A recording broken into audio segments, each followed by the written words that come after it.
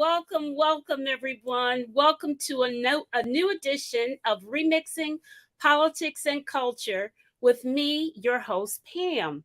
And tonight, we have a very special edition. Oh, first, I got to say who I am.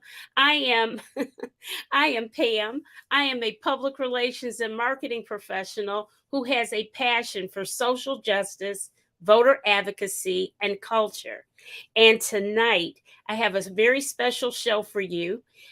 We have five panelists who are going to discuss what is going on, what has happened in this very protracted, elongated midterm election season.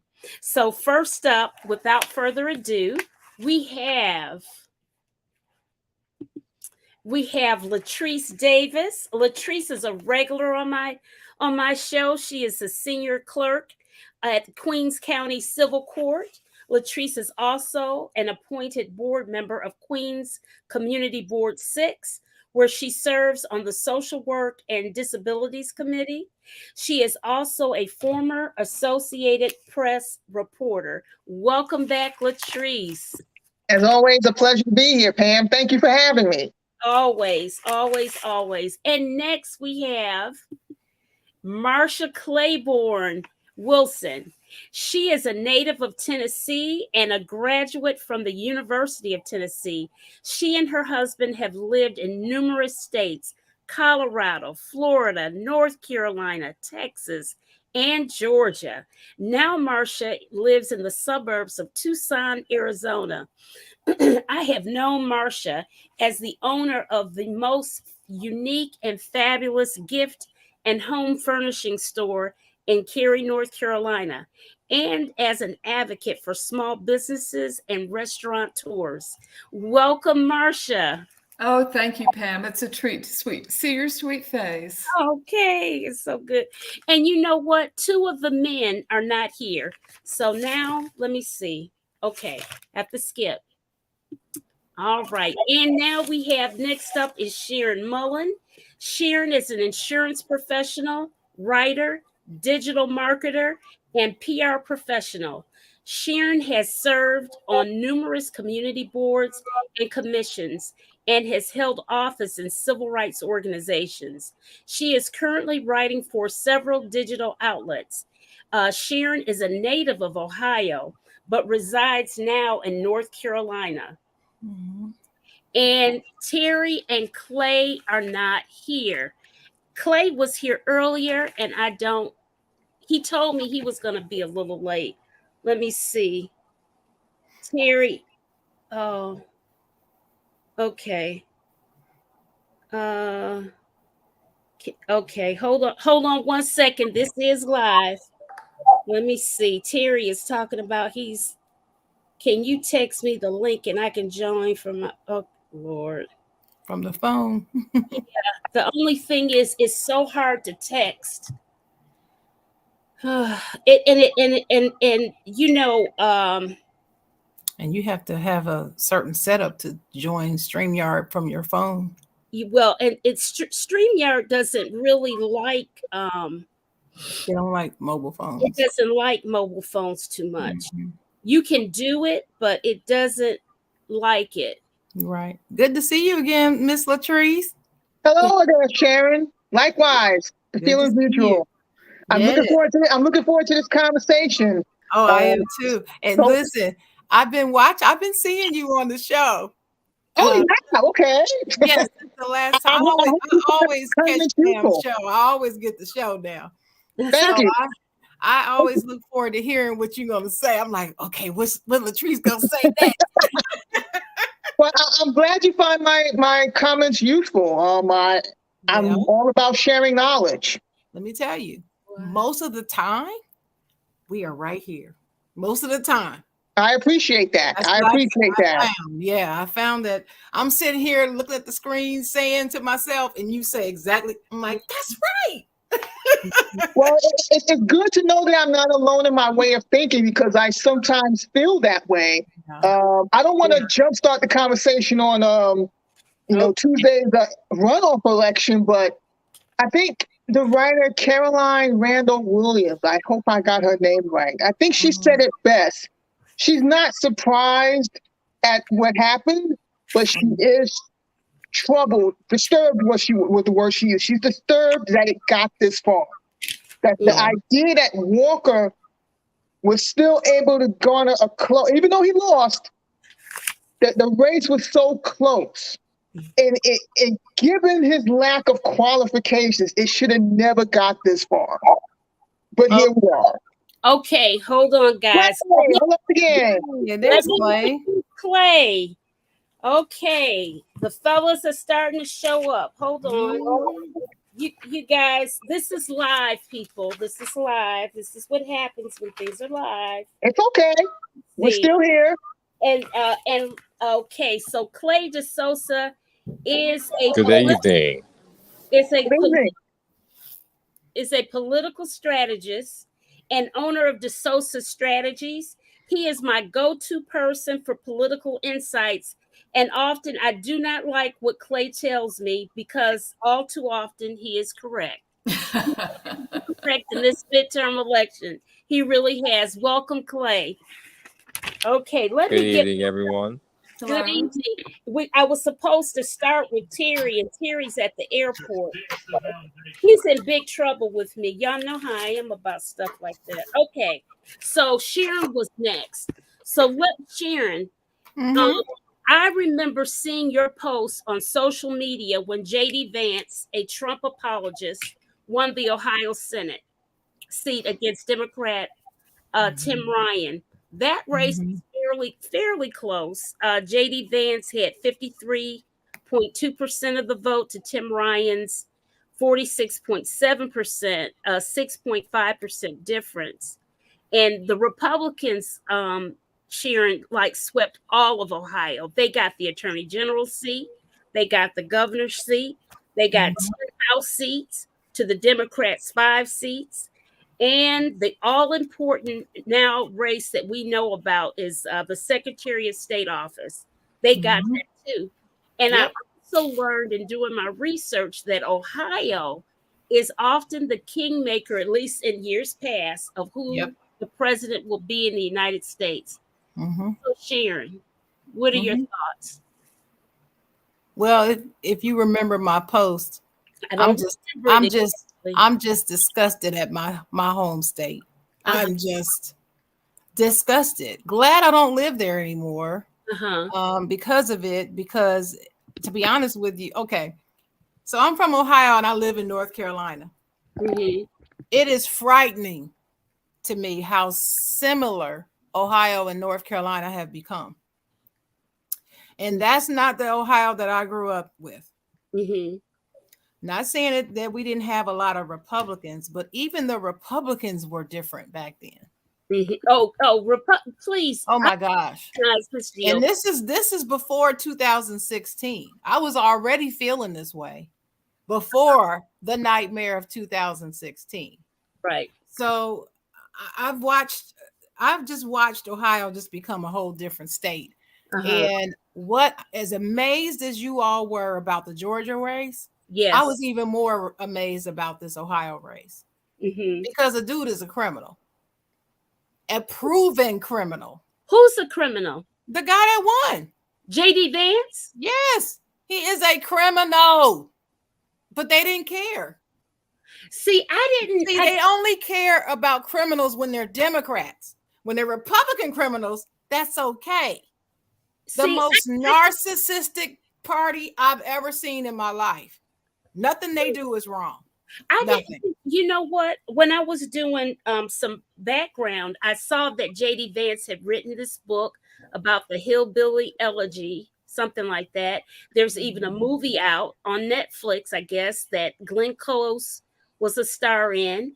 It was his memoir and all that good stuff. So it's just very interesting.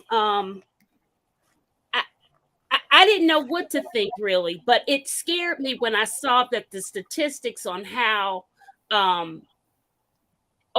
important Ohio is, being a very important swing state, how now it's just really, really important to the presidential election. So 2024, we've got to be on it about it. Oh, here's Terry. Let me pull him up. Well, Okay, there's Terry Allen. Let me tell you who Terry is. Hey. Hey, Good Terry. evening. Hello. Let's see. Now, see, my notes are all backwards. Okay, Terry. Okay, there's you guys. Can I just get all of you? I can't find. Okay. Sharon, Clay. Terry, you were first. Okay. Terry Allen is an award-winning PR professional residing in his home state of Texas. He is chair of the NAPJ related course, chair, and is the go-to person in Dallas to make things happen as owner of 1016 Media. Welcome, Terry. Okay. It's good to be here. I see Clay, I see Sharon. Hey, I see family. How's everybody? We're doing great. And Marcia, she can't get her camera to work just yet, but Marcia is a dear friend of mine who resides now in Arizona. So say hello to Marcia. We got to make. Hey, Marcia. This is Hi, Terry. This is Marcia's first time ever doing something like this. We're really Okay, Marcia. really impressed. Welcome, Marcia. Thank you. That's a Clay will take care of you. He got it for us. Right, Clay? Oh yeah, definitely. Whatever you need. Okay. So listen, Marcia, I'm gonna go to you next, and listen, guys, we're gonna circle around, and pick up again on the conversation. But Marcia, you now living in Arizona. Lord have mercy. I know, Pam. I had no idea when you vacation here, you don't pay much attention to this kind of stuff, but great day. Carrie Lake is one of a kind, isn't she? Let's hope she's one of a kind. Well, let's hope she's one of a kind, because I'm very concerned with her. Since she has just. I had here that you're really in the wild, wild west, Marcia. Now, in the wild, wild west. Carrie Lake, once a reasonable, very seasoned reporter, is now a conspiracy theorist and Trumper. And she's filed a lawsuit this week, right? Mm-hmm. And she's refusing to believe that she lost the race. And granted, it was 0.6 of a percentage point, but Katie Hobbs is it. So, Marcia, what's going on there now? I mean, now that she's filed this lawsuit, what happens next there? What's going on?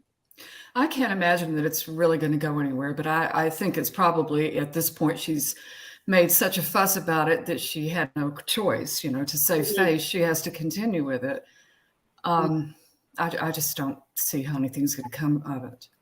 But, in Tucson, like most cities that have universities, I think the inner city and the outlying area close to the university is very, democratic. But unfortunately, where we live up here, because we live not very far from where that Fincham lives, they got it ran for. Because I can see on a application called Nextdoor, people go MAGA. Who stole my MAGA sign from my yard? It's really hard for me to understand how there's so many of them. Because it's. What county you live in, Marcia? Are you in Maryland? I'm in Pima County, and I'm in Marana. It's northwest of Tucson. Okay, I see. I heard that name of that county. I heard Steve Kornacki mention your county. It's weird. The counties are really big. Dr. Allen will understand. There probably is 200 and something counties in Texas, and there's like 15 here. They're very big. Wow. Okay. I didn't know that. Well, so Can Katie Hobbs, does Katie Hobbs have to, will she not get sworn in until that whole debacle is done with? No, I think this is it's something Carrie Lake has instituted. I don't think there's any provision in any of the laws that this, everything has to stop until something happens for her. This is a personal thing for her. I don't think anything will come of it. Okay. I hope not. I hope not too. So you've got another crazy one there. You've got Kirsten Sinema. Yes. So what do you make of Kirsten deciding that she's going to become an independent? Because some people were saying that she's really not well liked there. I haven't really heard anyone talk about her. It's like she's just a non-entity, but I've heard people say, oh, she did this because she didn't think she could win her primary. Right. And then I saw a graph that it says that Arizona mirrors the country, that a third of the people are independents, a third are Republicans, and a third are Democrats. Oh. But she's going to have to pull from, more than just the independents to win. Mm-hmm. Right. Because, she used to be when Kirsten came on the scene, I found out that she was a Green Party candidate. She was a Ralph Nader, berries. That's interesting. Type of person. And then she switched from berries and nuts and the environment and all that good stuff, and she became a Democrat.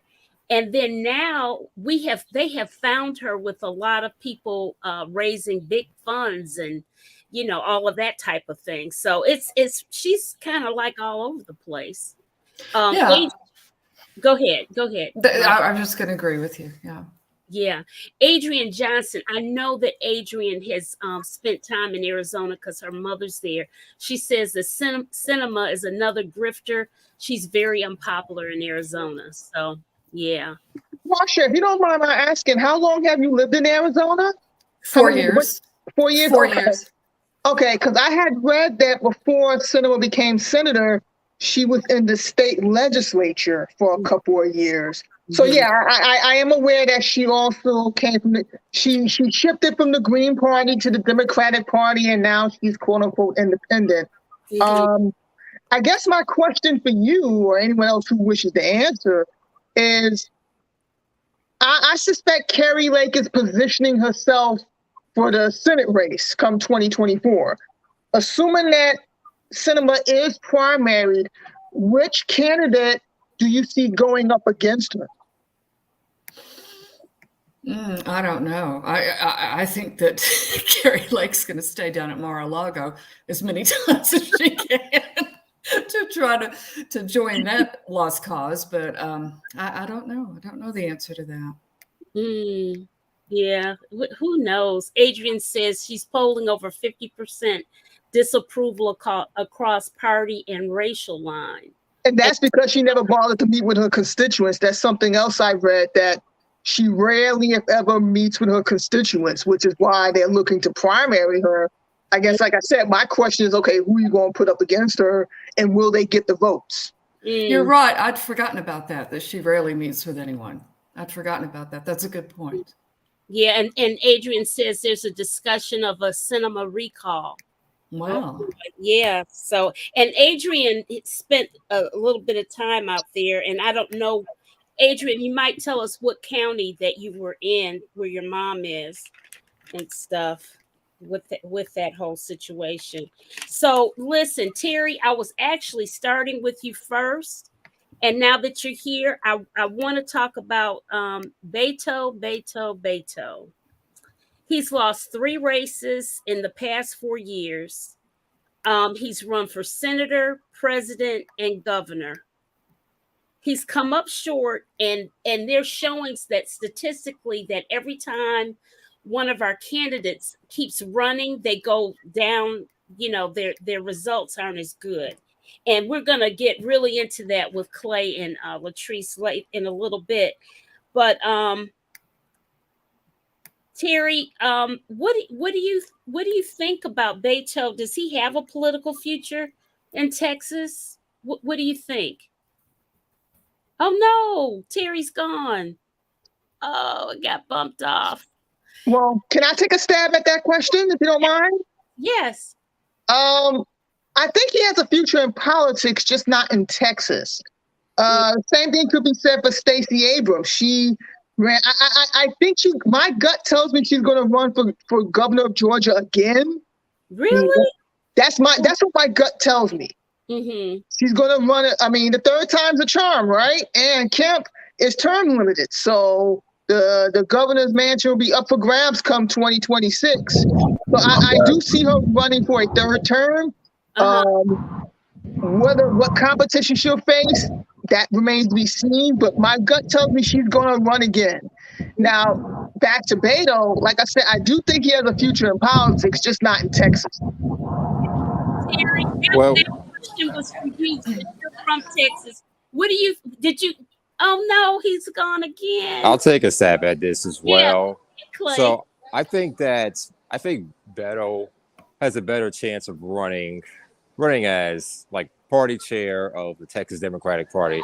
That would be where his I believe his best skills and abilities will be best suited for, because he don't need to be running again, but he's a very good fundraiser. I mean, he's very good with driving grassroots throughout Texas. That I do know and am aware of. Mm-hmm. So I think a party politics like Democratic chair over in Texas would be best suited, because they're going to be having an election pretty soon. But I don't think he needs to run for office again. I just don't. As far as Stacey Abrams, I would like to say Stacey Abrams in Georgia for U.S. Senate, but that's not going to be for a while.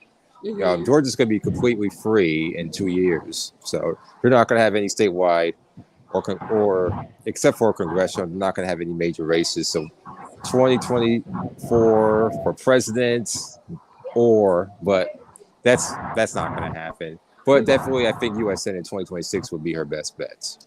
Okay. So hold up. So I knew you're going to ask. I just wanted to talk about Texas before I lose you again. Talk about Beto. What you think his odds of hearing? Well, I want to create a larger, broader conversation about Texas and other things, and I want us to remind ourselves of those age-old words. Maybe our millennials and Gen Xers haven't heard this word before, but it's called okie doke. Mm-hmm. No, I heard it.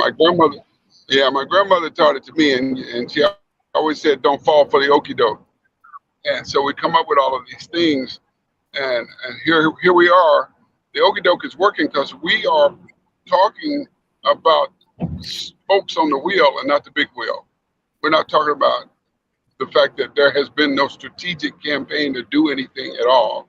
And if you want to talk about Beto, one of his most successful things he ever did was he went into 218 of our 300 counties and almost turned rural areas blue, but he became a politician with a bad team and what I call an ego. The ego allowed him to jump. I think he thought that momentum that he had in the state of Texas, because Texas was a dry well that needed his kind of water, he thought, oh, let me just flip over and run for president. Oh, let me flip back and run for governor. So I don't know if people say what's his power. I don't see anyone who's become a career politician playing musical chairs can do anything in any state without rebuilding the base that he had when he had it in the beginning. And as far as the okie-doke is concerned, we're more concerned about focusing on the philosophies of the candidates, and we're not looking at the strategic power of the parties. The Democrats don't have a message. They never have. They don't have branding. The Republicans have a ride or die. You're either going to vote this way or we're going to ruin your life. So they had a better strategy, and they also had a better fear strategy. They were the party that white people say, we're going to feel safe again. I think it was Make America Great Again, but really what it says was, we're going to feel safe again, and we're going to be safe and white again. And so when that didn't work, we have to understand the power of the black vote. That big red wave didn't show up after the elections. That's because, and people say, well, Democrats got out and voted. No, black folks do what we do. We are the party that determines who wins. And because the blue party didn't have a great strategy against the red party, black folks voted again, and they put their finger in the dam. And as you know, there's no water going to come out when the finger's in the dam, so no red wave happened, but it didn't solve the problem because that finger can't stay in that dam forever. And there's got to be strategic campaigning going on. And we can focus on a candidate in Phoenix, we can focus on Texas politics, but we as a race of people who are dealing with politics need to focus on strategy, we need to focus on turnout, and we need to focus on branding. And currently our red party has a better brand. Well, at least they're consistent. They're consistent in their foolishness at this point because but black people who put people over the top. And if we're going to put them over the top, we turn to the red people and say, here's our demands. Turn to the blue folk, here's our demands. Until we recognize that we have a party, then we are always going to be the party that puts everybody over the top but has no benefit from it. It reminds me of what Harriet Tubman said when someone said, how did you free all those slaves? And she said, I could have freed a whole lot more if they knew they were slaves. Yeah, yeah. Sharon, what do you think in terms of, I think what really got me, and I'm switching up the state again, because of what happened. J.D. Vance at first sounded like a very reasonable GOP candidate. To me, before he became this Trump apologist, because he had even behavior was somewhat like a Hitler type of thing. And then he backpedaled all of that so he could get Trump's endorsement, And so I don't know about the criminal thing or anything. I didn't see anything on that when I was looking him up, but I don't know how we turn those ships around in Ohio. I really don't, because look what's going to happen. We have lost the House. So we know there's going to be a ton of investigations that are going to happen, and nothing really substantial is going to get done on that side of the Congress. Mm-hmm. So what should be our strategy to try to turn things around, particularly in your home state? Because Michigan did just good, did excellent. And I was surprised. I was happily surprised that Michigan did. Well, yeah, Michigan had to redeem itself because they did well. But first of all, J.D. Vance, the reason why I say he's a criminal is because he created a false nonprofit organization and got all this money and then used that money for his own personal benefit and funneled it through his own company. Mm-hmm. And this has been proven. He was convicted. It wasn't like these are allegations. Everybody in Ohio knows this is what he did, and they still voted for this man. How long ago? As a senator. I don't know what year it was, but it has not been that long ago. It's not like it was back in 1990. It's recent. Okay. And he has done some other unsavory things, but that's the main thing that sticks out in my mind. How you could do that and dupe people out of their money. Right? Right. And then always running around talking about how dishonest Democrats are. That's your stick. The main reason why things are happening the way they are in Ohio is almost identical to North Carolina. And I'm very serious about that. It's the rural counties that's winning. Because my home city of Dayton, Ohio, we don't want nothing Republican there. Okay. Yeah. When Southwest Ohio is pretty dope.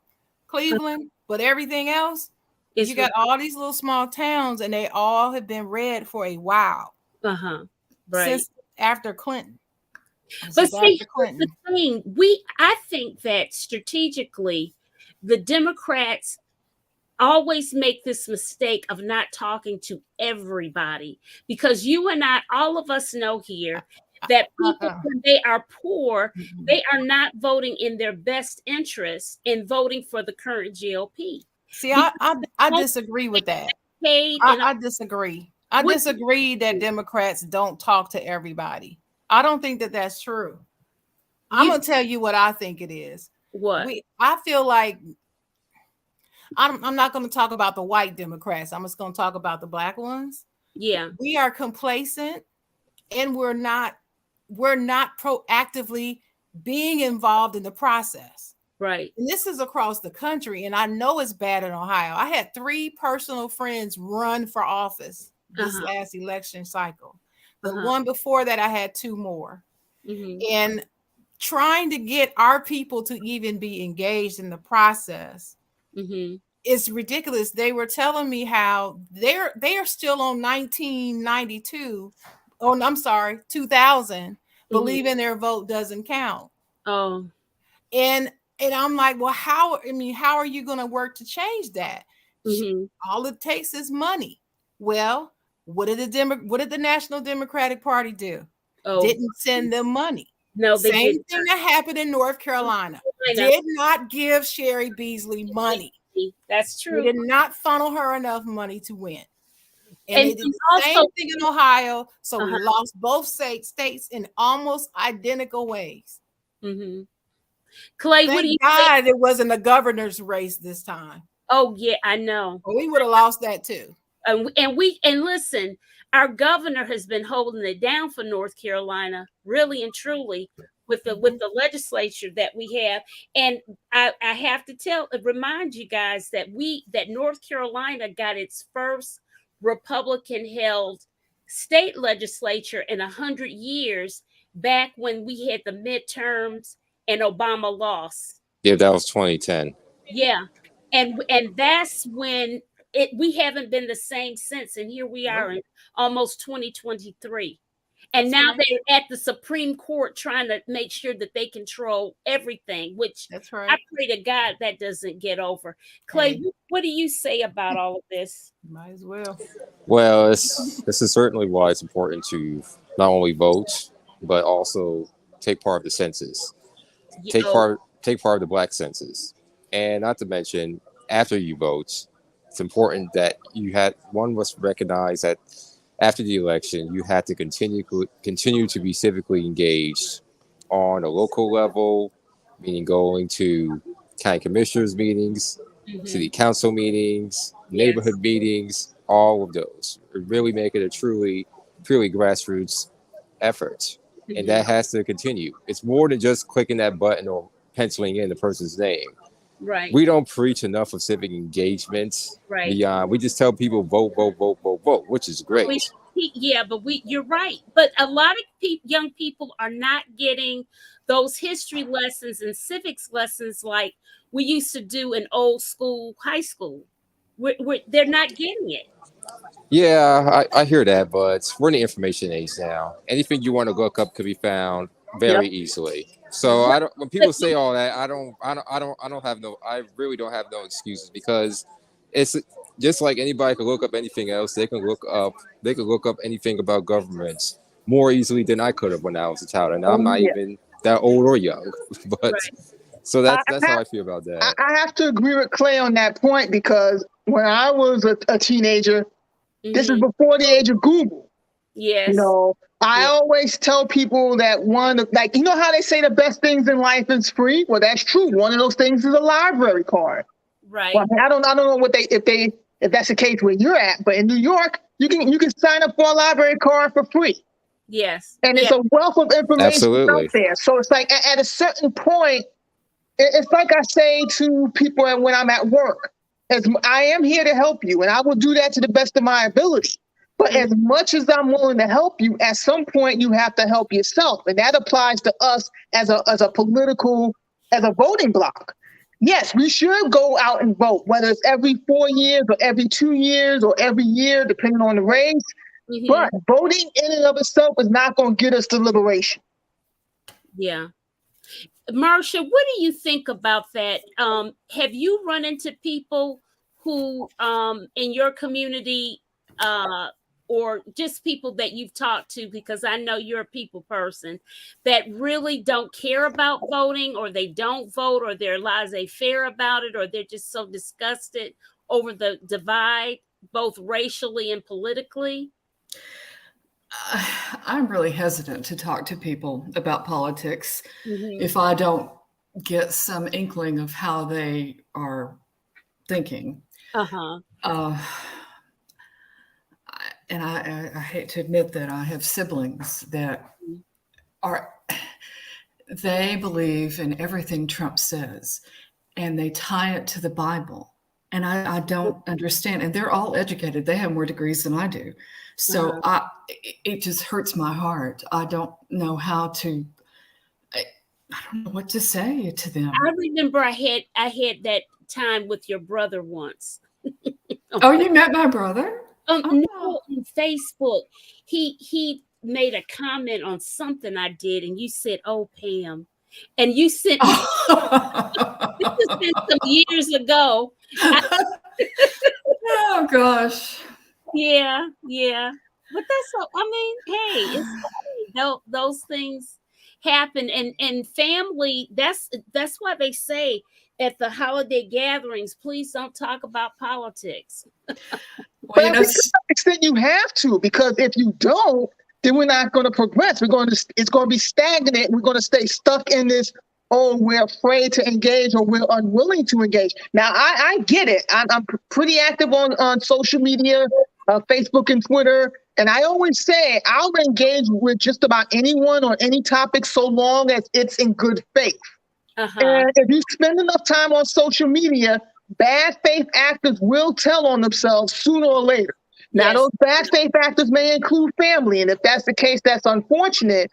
But I think to some extent you have to engage, because if you just write them off, then that's why, I mean, just like what Sharon was alluding to earlier about the Democratic Party, if you just write these people off, the rural voters or people who, like, okay, these people who continue to vote against their own best interest. Right. Why would that? I mean, now, okay, race is a factor. It may be the only factor, but we won't know unless we talk to them and find out why they continue to vote against their own interests. Because, like, being born and raised in New York, I can't figure out how people fell for the okie doke regarding the former occupant of the White House. I knew him for what he was from day one, or before he even ran, because I'm from New York, and unfortunately so is he.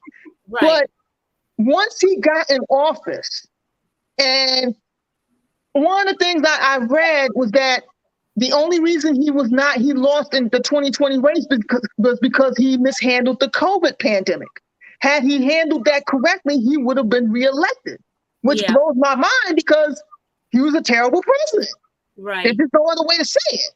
Right. Even if he did do what he was supposed to do on that end, he was a terrible president, not just for Black people, but for all people. You're the president of the United States, and as long as we live in this country and we're citizens of this country, all of us matter.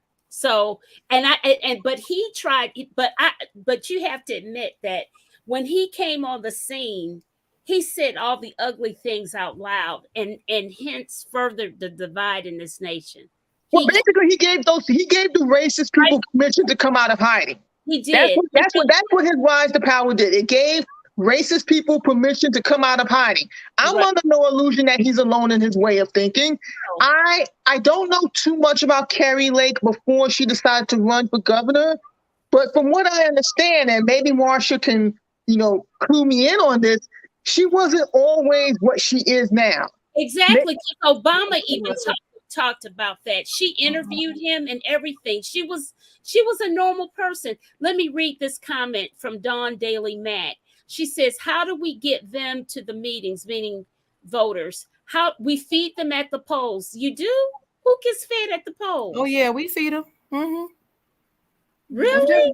Yeah. Never got no food at the polls. No, not voters. We feed the workers. Oh, so that they can keep the people engaged at the polls. Oh, well, That's shoot. what we do. I don't know if that's what she's speaking about, but yeah. They won't fly for county commissioner meetings. That won't fly for county commissioner meetings. Well, I would like to answer Dawn's question if you don't mind. Yeah, I Question. would too. I'll go after her.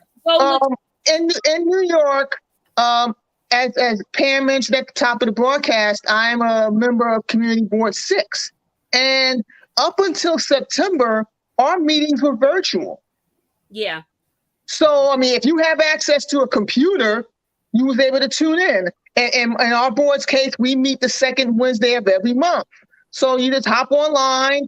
You can watch our meetings on YouTube or Zoom or what have you. And that's how you can be engaged. Now, as of October, we started going back to meeting in person. And I mean, I'm not crazy about it. It's a hybrid meeting. Like some of us meet in person. You have a few of us who meet, virtually. And I'm not crazy about the setup, but I understand that, we couldn't keep meeting virtual forever. Right. So, right. But that's an answer. That's one answer to Dawn's question. Go ahead, Sharon. Yeah. Okay. Part of the issue with getting people to the meetings, like county commissioner meeting, school board meeting, is the time that they are held. Right. To be honest with you. Yeah. And childcare is not included. Yeah, that's right. Childcare is a big prohibitive factor, more so than people want to give it credit. Right. Back in 2000, I want to say 13 or 14, I proposed to the Durham County Commissioners and the City of Durham City Council that they alternate their meetings. This was prior to the pandemic and all this. I said, why don't you alternate your meetings and have every other meeting on the weekend? I said, is that allowable by statute? It's allowable by statute. They would not do it. I don't know why. I never heard why they would not do it, but they would not agree to do it. And people were calling for this, especially here in the Triangle. The Triangle is the most expensive place to live in North Carolina. It is the most expensive area south of New York in DC and north of Miami. So when you live in a state as poor overall as North Carolina, but this area is so expensive, most adults, they're working 2 jobs. 2 and 3 jobs. 2 and 3. Yes. Even in 2-parent homes. Yes. And we did the research. This was back, like I said, 8 years ago. We did this research so that we can speak about it intelligently. They would not change it. So, okay, they won't change the time. Okay. So now fast forward to the pandemic, virtual. Do you know, you would be stunned the number of people who do not have access to a computer. No, I'm not, because we learned that during the pandemic of how many children, school-age children that did not have access to the computer and all of that stuff. We learned that. We learned it, but what I'm saying is take what you learned and actually double it, because that's probably the honest answer. Because there's so many adults that don't have school-age children that don't have access to a computer. And yeah, I mean, it sucks for them, you want to say. Yeah, it does. But if we are really talking about getting to these people, we want to make sure they're at the polls. That's what we have to do. We have to think outside the box. We cannot continue to do the same old things every freaking election. I get better results. It's not going to happen. I agree, Sharon. And I also want to piggyback out of nowhere. Right. And the last thing I want to say something about, Adrian put a very good comment in. I know you're about to read it, Pam. But I want to address it before you even read it. Or do you want to read it first? I'll read it first and you go ahead. Okay, Adrian says Ryan in Ohio, Tim Ryan, ran as a centrist. That's why he lost. It appeared he didn't mobilize the base. Dems didn't invest resources to win statewide in Ohio. That is, girl, please. And the base. Dems took for granted he'd win the quote unquote white working class vote and Black folks would vote for him. He ran as a centrist, anti-Biden candidate and lost against a J.D. Vance, a costly mistake. Everything she says is 100% correct. Mm-hmm. Want to highlight something else. Mm-hmm. Not only did he run as a centrist, and we were stunned that he was actually taking some shots at Biden. Yeah. And I said, do you understand what Biden's approval rating was amongst Democrats in Ohio? Mm-hmm. Are you insane? What? Mm-hmm. Even if this is how you really feel, if you're trying to run for office, shut it up. He would not. He would not. So, yeah. I mean, he's a nice guy. Mm-hmm. But then again, Democratic Party should have put up a different candidate. How did you pick this dude? Mm-hmm. Did you vet him better? I mean, did you vet him enough? Mm-hmm. You don't need a candidate that's going to go rogue and do what he wants to do. Mm-hmm. Take a page out of the Republicans' book. And no, we don't want to be like them. Uh-huh. But damn it, they're kicking our butts in elections. What do you want to do? Do you want to win or do you want to play nice? Which one do you want to do? Here's my problem, period, with the Dems. Why would you talk against your president, the head of your party, out loud? Because we're not unified, Pam. We're not unified. We haven't been unified ever since Hillary Clinton and with Bernie Sanders. Ever since. We have not been unified since. In this progressive movement within the Democratic Party and the millennial progressives, we know more. You old Democrats need to get out of the way because you're status quo and we don't like y'all anymore. And you're not moving fast enough for us. Right. That's where it all started. And I could forecast it. I said, y'all don't need to be doing this now. But what do we expect us to do? But we need to work together. But we always do this dumb jump. Excuse me. Talking instead of doing round robins in private. Talking in private. You're gonna talk about how old Biden is. Yes, he's old, but why do you put up all of this? Why are you talking negatively about your leader who would look at all of the work, successes that his administration has done? We did not talk enough about all of the wins that we had, the Democratic Party. And Jamie, I'm sorry. I sent some stuff to Jamie and then he stopped it where you couldn't even go and tag him anymore on Twitter. Clay, say something. Everything you're saying is correct. You're talking my language. I don't even need to say anything. But Clay, we need to meet for coffee. Me and you, we need to meet. Exactly. But well, another thing I want to piggyback on. I will say this. As I said in the last show, I believe, I don't think Biden's gonna. I think Biden's gonna get primaried in 2024, and I think Gavin Newsom's gonna run. I'm still sticking with that, and I ain't going back down from it. Wait. So repeat that again. Who's going back to 24? Yes, I think Biden's going to get primaried, and Gavin Newsom is going to run for president. Okay. That's my hot take that I am going to go down with the ship with. Well, I don't disagree with you. I don't really think, because think about it. Biden has not fully committed to running for 2024. He's going to be a kingmaker. He's going to decide. He's going to be one of those people who decides, like, Gavin, you should go for it, dude. And he's going to. I don't think he's interested in running again. I really don't. He isn't. He hasn't officially filed. He has not even officially filed. No. He said he's going to run. Yeah, I know that. He said he's going to run. He said he ain't. Or if he does, he's going to get primaried. It's one of those two options. Right, but he should say that at this point. He should not. You see what I'm saying? That was a good move. You should say that then. Don't talk against yourself that early on. Just be working behind the scenes or whatever. Marsha, you got any thoughts on that?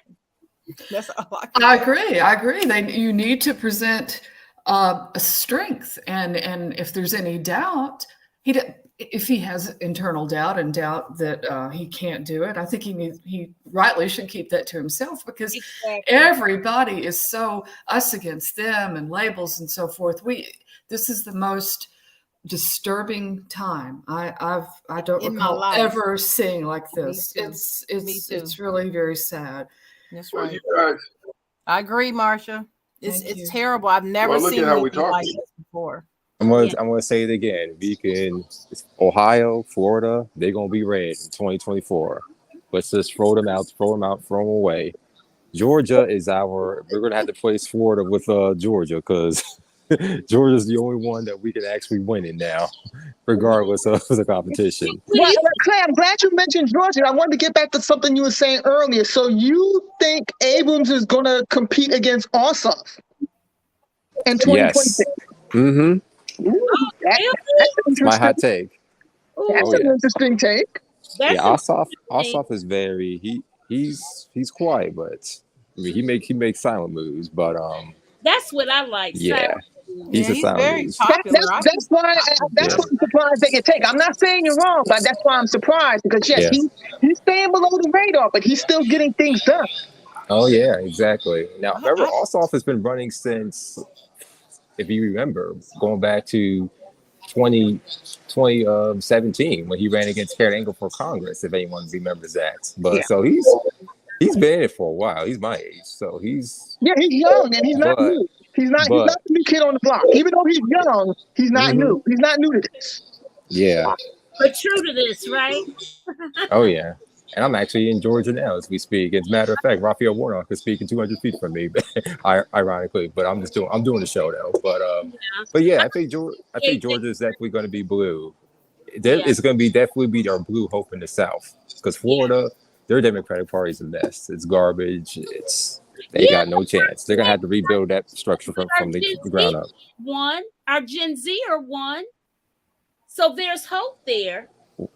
Not enough though. Not enough though. No. That's just one congressional district. How big Florida is. That's one person can't do it. Keep hope alive, guys. I'm trying. That's one congressional district. So the reason I say that is because, as y'all know, my oldest brother lives in Florida, and I clown him about it all the time.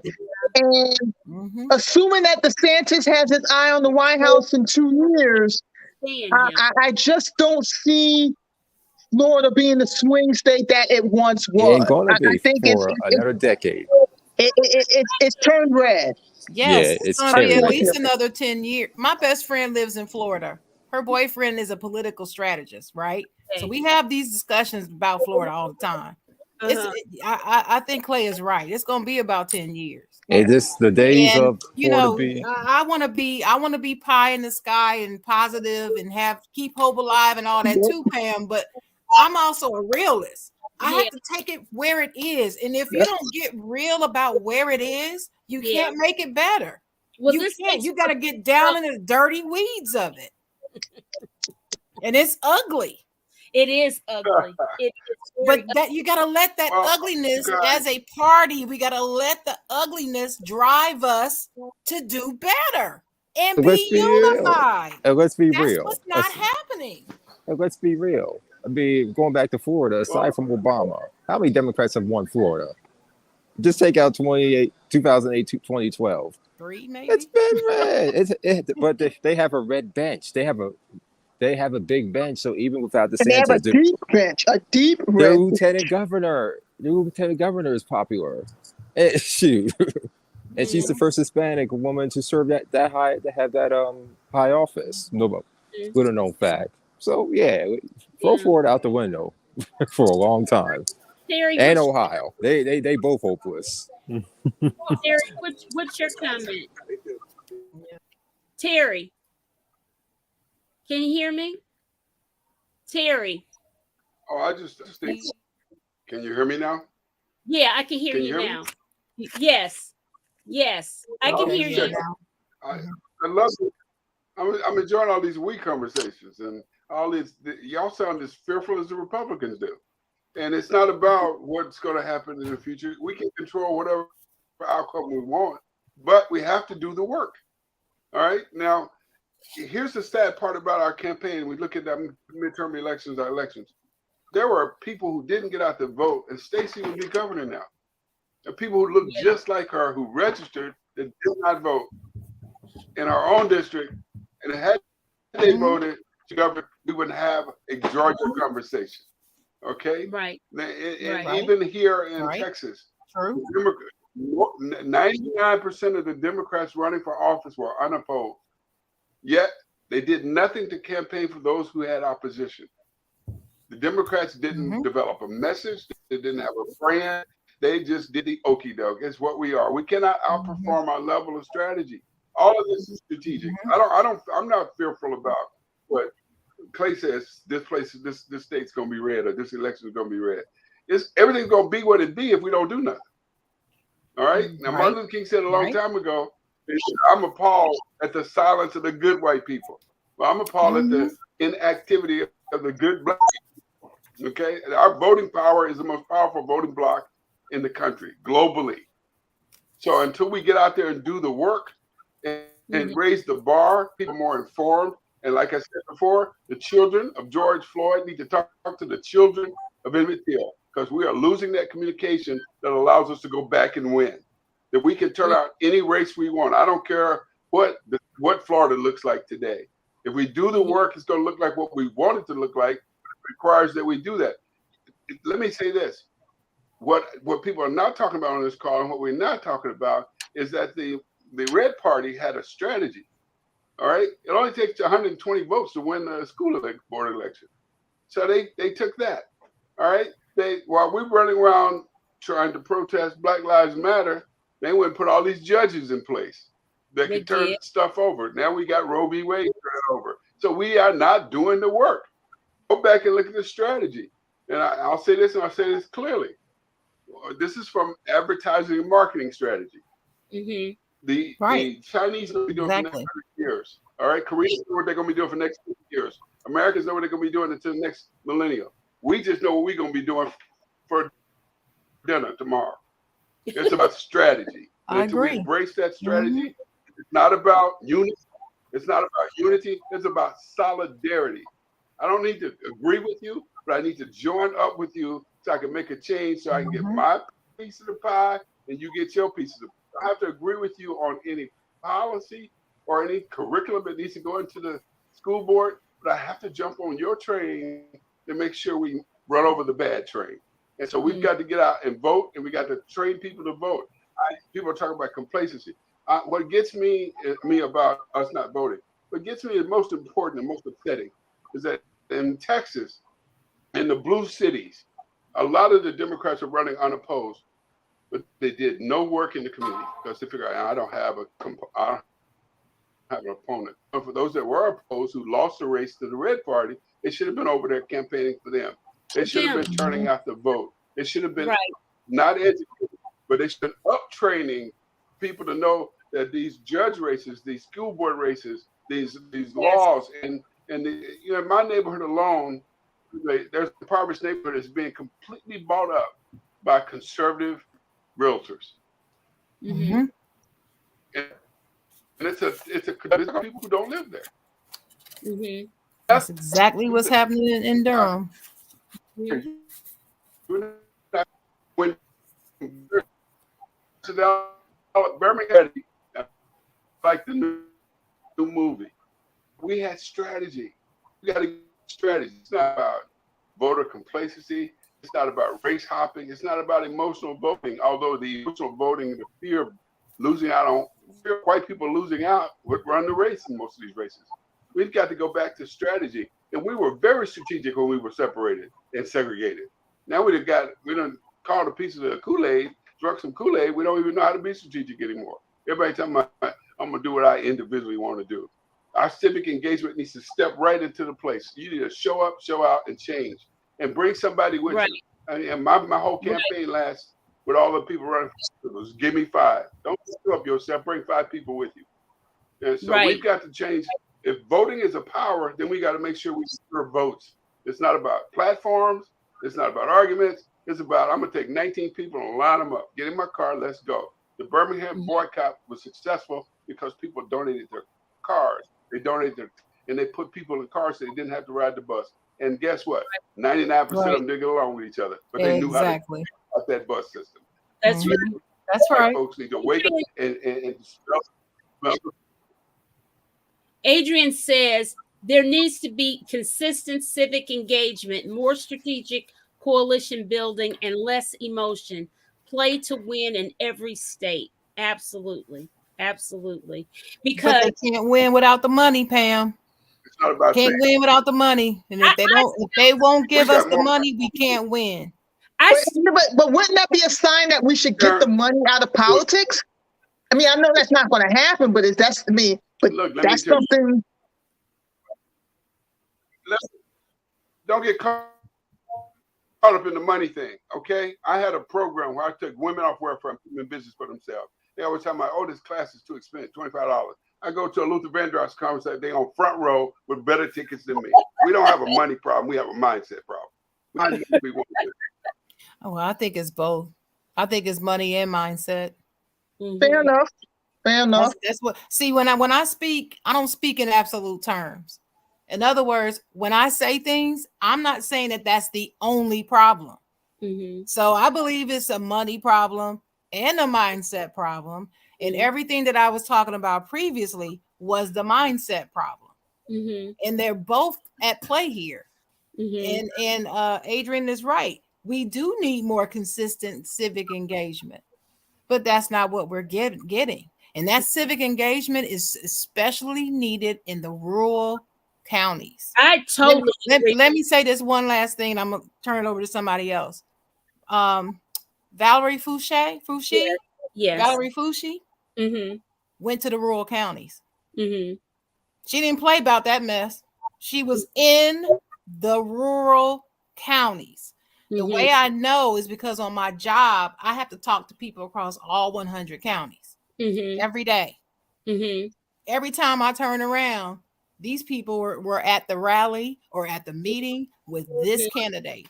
And these are white people who didn't know who she was. Right? And see, that goes to my whole point. We need to stop saying, oh, because they're of this race or this ethnicity, they may not vote for me. She didn't ever put that up. And people across the board voted for her in Chatham County and places where we know. Oh, yeah. And listen, when she couldn't be there, she sent her representatives. Yes. I mean, she had a strategy, like Dr. is that Allen? Yeah, Terry said. She had a strategy and a very good one. But that goes back to what I'm saying. Sharon, these are spokes on the wheel. And until we recognize everything we talk about is a spoke, we keep fighting with the spoke as if it's a wheel. And I don't think that money is equal to strategy. I don't think money is equal to mindset. I think it's on the wheel. But if I change my mind, I'm gonna find the money. Okay. And if I know what I'm doing, I'm gonna find the money. And so, and Valerie's success was not about money. It was about showing up, being in that neighborhood, and what we call kissing baby hands. That 4th congressional district in Chapel Hill, you couldn't go anywhere if there wasn't a Valerie Fouché warrior on the street. You got that right. She had her heels on the street, and she presented herself as a person who solved problems. It wasn't a race. It wasn't a racial race with her. She was she's an advocate for gun safety measures, and she did all things. So she had a conservative voters action fund supporting her. So she didn't. They couldn't tell whether she was conservative, middle road, but she was there. But she solved a problem, and that's strategy. Right. That's right. And we got to stop being afraid. Our Democratic Party to get off to one another and feeling like, oh, well, this person's of this ethnicity, this person's that, whatever. Stop it. Solve problems. Well, I think we need to appreciate the salad for its ingredients. And if the salad has croutons, tomatoes, I'm going to appreciate the tomatoes. I'm going to appreciate the croutons. I'm not going to discount color, race, or gender. No. I'm going to be inclusive about that conversation. Exactly. You do have to be inclusive. But I think Valerie will keep everybody with her. Yep. I got a lot of respect for her and the way she ran her campaign. Yeah. Very much so. Yep. And that actually leads me to a question I've always is it possible? I mean, and I'm sure technically the answer is yes, but is it possible for any political candidate to run a race without going negative? I would like to think it is, but I've yet to really see it. Can a candidate run a race without going negative? I'll let somebody else answer first. I don't know. Where were you Clay, in 2008? Clay, Where were you in 2008? That campaign Could was you around repeat? You 2008. broke up there. can any candidate, Latrice asked, can any candidate run without going negative? Is In it what world? oh What year? What world? in I'm this serious. world? In this I'm world. just asking a Heck question. no. Oh, y'all- Heck no. Definitely Where were not. you in 2008? Hey, no. you have Tell to me you have to do Clay, some what negative. negative campaign did Obama run? Well, I didn't tell me, well, what negative thing did Obama do in his campaign? But that He won was two. that was 2008 and 2012. That was before Ain't no blood to it. 2016. But That's since against the blood 2016, war. it ain't working. It's just not. I mean, just ask Sherry Beasley if we can do that. Oh, Ask her. Yeah, she tried. God Mhm. knows well, she let's tried. ask And that. we even talked about it on this That's show, what's which wrong was there. being too nice because Ted Budd was just crucifying her on those And ads. lying. Yeah, definitely lying. Flat out lying. 24/7 flat out lying Mhm. all the time. Adrian asked $1 million question. What will it take for Democratic Party leadership to invest resources in all 50 states, not just those states they believe they can win? Girl, that is the $50 million That's not going to question. ever happen. I have an answer. Or at least I think I have an answer for that. Go Okay. look. Okay, right now the Democrats have the White House and they have the Senate barely. They don't have the House. And in terms of the judicial branch of our government, they really need to be paying attention to that because the Republicans have been stacking the courts for some time and they're going to continue to do so. So I think now that the overturning of Roe v. Wade, now that that's happened, and that's an eye opener for so many people, I think it will force the Democrats to get their act together. And like you said, campaign in all 50 states, not just the big states with the electoral votes that can put them over the top. They need to campaign across the board. Because if you think about it, it's not states like California or Texas or New York that's making or breaking these candidates. It's the smaller states. Yeah. Don Daily I Mac agree with is I just in want the history of politics, negative trash talking is not new. It's just that we have social media that gets it to us faster than newspapers did. I don't dispute that at all. All I was saying is, is it possible for a candidate to not go negative? That was it was a rhetorical question. But I am fully aware that negative campaigning is not new, going back to the days of Lee Atwater and the Southern strategy. It's not new. Oh, yes. Oh, yes. Well, I'm going to ask you, since Sharon kind of attacked me, since Obama was 2008, what negative campaign did Vornak have when he went against, what's that man's name, Walker? What negative part did he do? I'm just telling you, it's not about I can't hear him. Really? Oh, yeah. I don't know what he said. He was asking what negative campaign Warnock have against Walker. Well, he did have to go and tell him off a few times. He had to go. Respond. He didn't have to go. Yeah. That was the response, not in it. Right. And also, Patrice, I agree with you, Ms. Davis. We do have to flip it. But my question to Adrian is, if you want to see Democrats be in 50 states and do what they do, when are you going to run for a political strategy position in the party? We have to get people like you in that office to keep the old heads and all the comfort zone people from doing the same thing all the time. Yeah, because the Democrats have done the same thing this particular race that they did 20 years ago, and nobody changed it. But those that every Democrat that won this race against the red wave was ones who were engaged and involved and had just come on board. It wasn't the old heads, it was the new ones. So Adrian, I expect you to join a very powerful place in the race, in the party, change the game by being in the game. Well, Adrian is in the game. Trust me, her name is Miss Civic Engagement. And the last word, and Marsha, Though Well, I can't, he asked the I was question. so glad I heard your voice. And we're going to wrap it up for this show. And I thank all of my panelists for coming on board. Marsha, you did great for your first time. And next time we'll get you on camera. How about that? Okay. It's nice to meet all of you. Thank you. Yes, yes. So let's wave everybody out, guys. Thank you. Stay tuned for the next I thought, episode. Marsha, Bye-bye. Thank you. Bye, everyone. Stay safe, everyone. Good night. I thought Hey, Good night. Hey. coffee, Clay.